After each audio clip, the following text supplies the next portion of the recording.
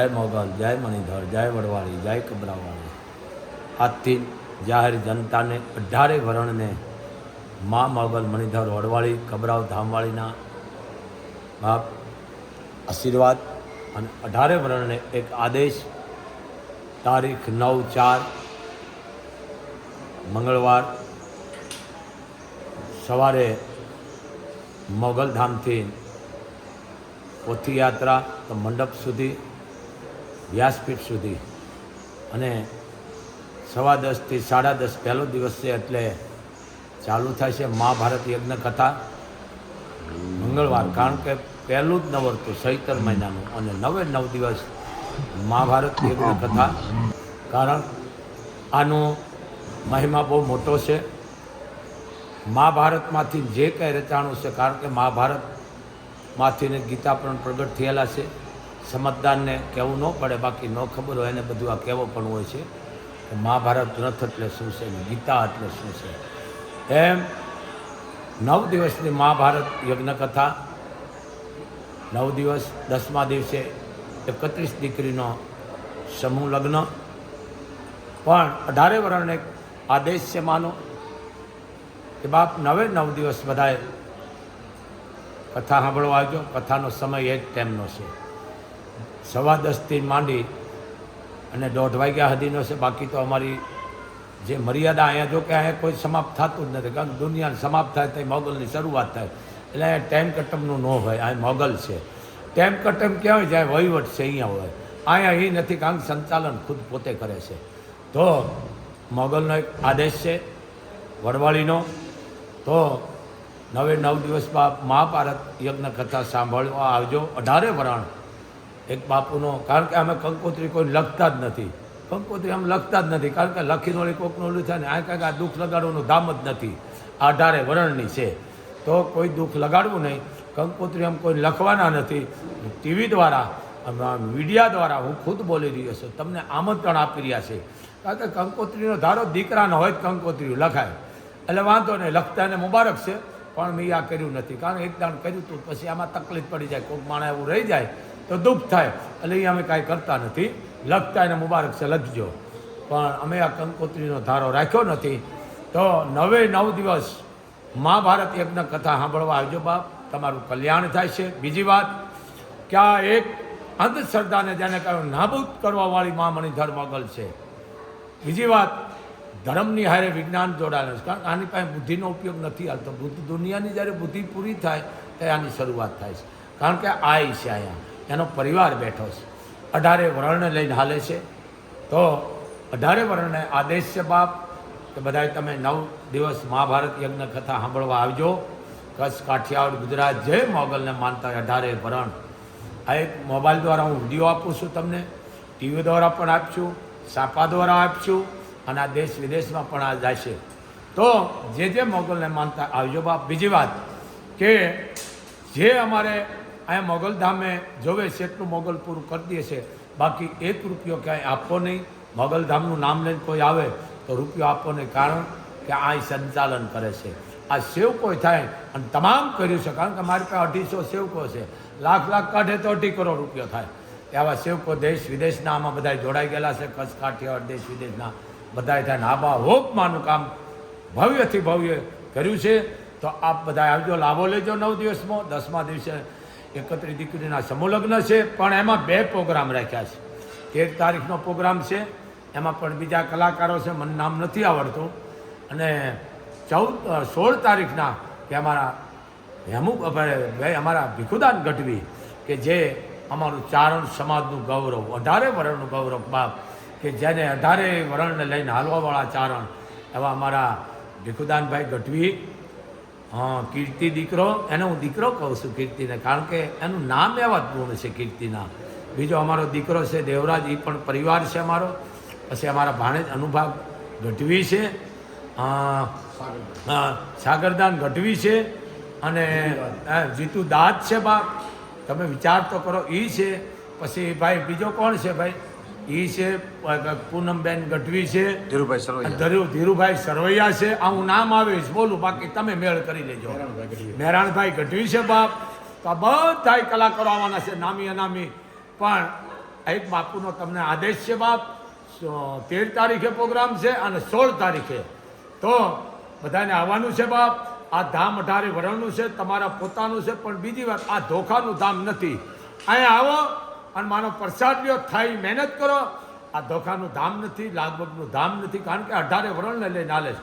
ધોખો ક્યાં કરો બાપ, જ્યાં વહીવટ છે અહીંયા એ તો છે નહીં. હું માગીને બીડી પીવું ભાઈ, એટલે ધ્યાન રાખજો તમે. આ મોગલ છે અને માની ખૂબ કૃપા છે કે આજે 18 વરણ માને જેને કહેવાય કે બાપ કામમાં લાગી ગયા છે અને 18 વરણ સેવા આપી રહ્યા છે.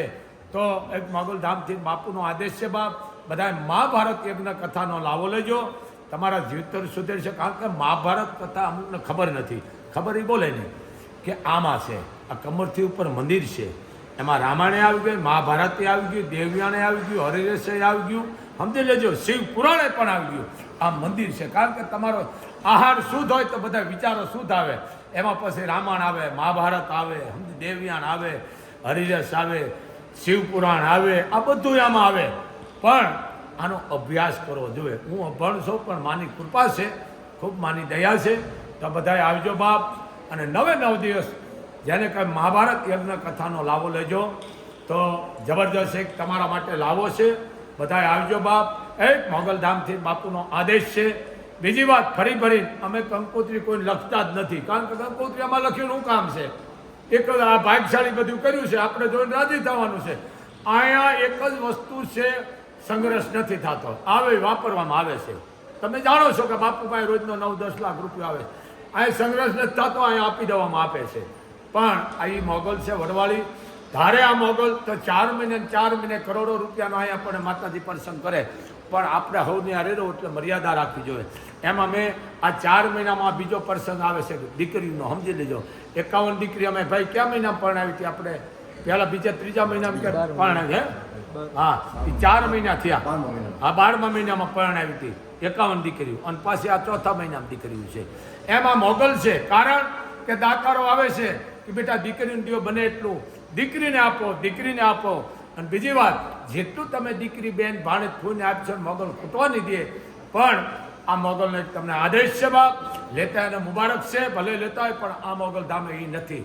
અમારી દીકરીઓ પૂરતું જ, કારણ કે દીકરી માટે હું ભીખ માગીશ, કારણ કે 18 વરણની મારી દીકરીઓ છે, રાજબાઈઓ છે. દીકરી માટે હું ભીખ માગીશ, કારણ કે મોગલ મને લાંબો હાથ કરવા દેતી નથી અને અટકવા નથી દેતી. અહીંયા કોણ સેવા કરે છે કોણ નથી તો આ જાણે છે. બાકી હું અહીંયા દખણાદો સિંહાસન ઉપર બેહાડી દીધો છે અને આદેશ કરે છે અને કામ મંડે છે થવા. એવી મોગલની કૃપા છે, વરવાળીની અતિ કૃપા છે. આ દેશ વિદેશમાં મણિધર મોગલનું નામ ગુજરી રહ્યું છે, કારણ કે એનો પરિવાર અહીંયા બેઠો છે બાપ. તો 18 વરણ તમે આવજો બાપ. ભવ્યથી ભવ્ય માતાજીનો જેને કહેવાય કે આબા ઓપ એક મંડપ બંધાણો છે ડોમ, કે ખૂબ માની કૃપા છે બાપ.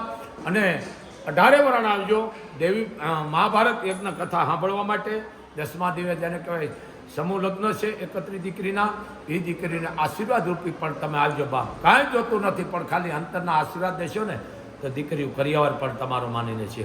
કોઈ પણ જાણી જણી હોય, આ મોગલધામની વાત નથી, કોઈ પણ તમારા ગામમાં દીકરી હારે જાતી કોઈ પણ વરણની હોય, મુસલમાન હોય, મેઘવાળ હોય, વાલ્મીક હોય, દેવી પૂજક હોય, ચારણ રાજપૂત, કોઈ પણ 18 વરણની દીકરી જાતી હોય હારે, તો હે 18 વરણ એ દીકરી માથે હાથ મૂકીને ખાલી 5 રૂપિયા આપી દેશો ને તો એ દીકરીના આશીર્વાદ છે ને તમને મોગલે નહીં આવવા દેવું પડે, સમજી લેજો.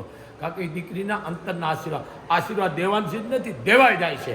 પણ અંધશ્રદ્ધાના બાપુ બહુ વિરોધી છે. આ મોગલ ફૂટવા નથી, ત્યાંથી બીજો કયો ચમત્કાર. અને આપણી ઓકાત છે, આપણે જોઈ હતી, પણ આમાં ખૂટવા ન દે એવો મને પોતાને વિશ્વાસ છે. અને મોગલ ખૂટવા દેતી નથી. જેમ કામ મોગલ કરે છે એમ અહીંયા દાતારોના ધોધ થાય છે, પણ જરૂર પૂરતી અહીંયા સંગ્રહ થતો નથી. તો અમારી માન્યુ ચેનલ જેમલસિંહ જાડેજા 273 નંબરની ચેનલ અમારી, કે જે દેશ વિદેશમાં જઈ રહી છે, એની દ્વારા પણ અમે લાઈવ પ્રચારણ ચાલુ રહેશે. તો બધા આવજો બાપ 18 વરણ. અને આમાં બને એટલો તમે ભાગ લેજો.